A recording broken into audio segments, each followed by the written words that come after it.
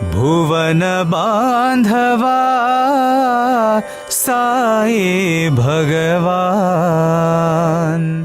புவனம் அப்படின்னா இந்த உலகம்னு அர்த்தம். இந்த உலகத்துக்கே பந்துவா இருக்கக்கூடியவர் நம்மளுடைய பகவான். இதை நம்மளுடைய அஷ்டோத்திரத்திலும் நம்ம பார்த்துருப்போம்.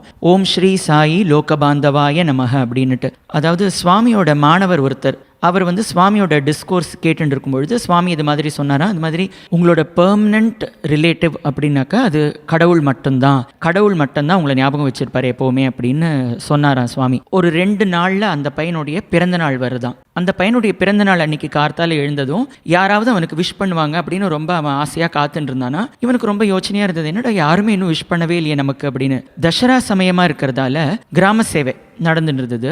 ஸோ அந்த கிராம சேவைக்கு இந்த பையனும் போயிருந்தானா. ஸோ அந்த டைமில் அவனுக்கு வார்டன் சார்கிட்டேருந்து ஒரு மெசேஜ் வந்துதான், இப்போது தசரா யஜ்யம் நடந்துட்டு இருக்கு, சாயந்தரம் தினமும் பிரசாந்தி வித்வத் மகாசபா நடக்கும், நிறைய பேர் சுவாமி பேச சொல்வார், அது மாதிரி உன்னுடைய பேரும் செலக்ட் ஆகிருக்கு, அதனால் நீயும் பேச வேண்டி இருக்கும் அப்படின்னு சொல்லியிருந்தாராம். ஆனால் இந்த பையனுடைய பிறந்தநாள் அன்னைக்கு அவன் கிராம சேவா போயிருக்கும் பொழுது அவனுக்கு ரொம்ப அவசரமாக ஒரு தகவல் வந்துதான், சுவாமி அந்த பையனை அன்னைக்கு சாயங்காலமே ஸ்பீச் கொடுக்க சொல்லியிருந்தார் அப்படின்ட்டு.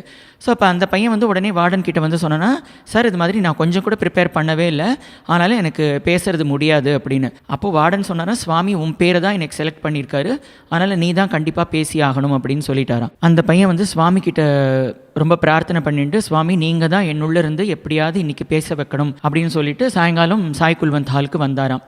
பேசுறதுக்கு முன்னாடி சுவாமி கிட்ட போய் நமஸ்காரம் பண்ணிட்டு, சுவாமி நான் கொஞ்சம் கூட ப்ரிப்பேர் பண்ணவே இல்லை, இன்னைக்கு சடனாக எனக்கு இன்னைக்கு பேச சொல்லியிருக்கீங்க, அதனால் நீங்கள் தான் என்னுள்ள இருந்து எப்படியாவது பேச வைக்கணும் சுவாமி அப்படின்னு உடனே சுவாமி ரொம்ப சிரிச்சுட்டே சந்தோஷமாக அவனை ஆசீர்வாதம் பண்ணி, நான் பார்த்துக்கிறேன் எதுவும் பயப்படாதே போய் பேசு அப்படின்னாராம். அந்த பையன் ஸ்பீச் கொடுத்து முடிச்சதும் ஃபுல் குல்வந்த் ஹாலும் நல்ல பெருத்த கரகோஷம் எழுப்பி கைத்தட்டி ஆரவாரம் பண்ணினாங்களாம். இந்த பையனும் போய் சுவாமி காலில் விழுந்து நமஸ்காரம் பண்ணும்போது சுவாமி ஒரு மோதிரம் சிருஷ்டி பண்ணி அவன் கையில் போட்டு, இதுதான் உனக்கு பர்ஃபெக்ட் கிஃப்ட் அப்படின்னு சொல்லி சுவாமி ஆசீர்வாதம் பண்ணாராம்.